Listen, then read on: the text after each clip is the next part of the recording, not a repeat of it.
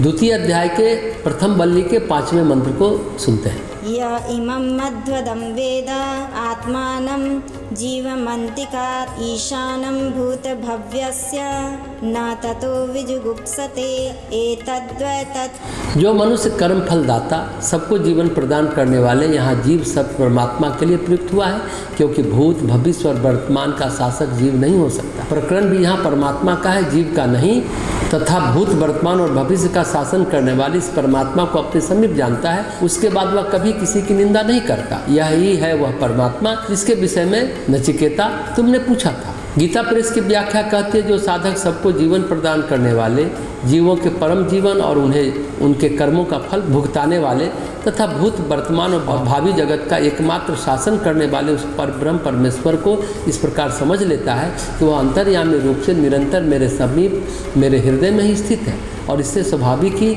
यह अनुमान कर लेता है कि इसी प्रकार से सर्वनियंता परमात्मा सबके हृदय में स्थित है, वह फिर उनके इस महिमा में स्वरूप को कभी नहीं भूल सकता। इसलिए वह कभी किसी की निंदा नहीं करता, किसी से भी घृणा या द्वेष नहीं करता। नचिकेता, तुमने जिस ब्रह्म के विषय में पूछा था वह यही है जिसका मैंने ऊपर वर्णन किया है। तो सार तत्व यही है कि भगवान का स्वरूप हमें जानना चाहिए। परमात्मा कर्म फल दाता है, यानी प्रकृति भी वही है, जीवन दाता है और भूत भविष्य वर्तमान तीनों कालों में शासन करने वाला है। ये परमात्मा समस्त जगत का आधार है। इसको जो जान लेता है कि वह सर्वव्यापी है, फिर वह द्वेष नहीं करता है, निरंतर आत्मस्वरूप का चिंतन करता है। परमात्मा जीवन का आधार कैसे है? परमात्मा के बिना प्रकृति भी जड़ है। परमेश्वर है तो प्रकृति सक्रिय होती है और चेतन लगती है। जैसे लालटेन का शीशा तो अप्रकाशित है, लेकिन बत्ती जलती है तो लगता है कि शीशा में ही प्रकाश है। वैसे ही प्रकृति में प्रकाश, प्राण, ऊर्जा सब परमेश्वर के द्वारा ही प्राप्त होते हैं। तो इस तरह से परमेश्वर समस्त जीवन का आधार है, समस्त कालों का आधार है।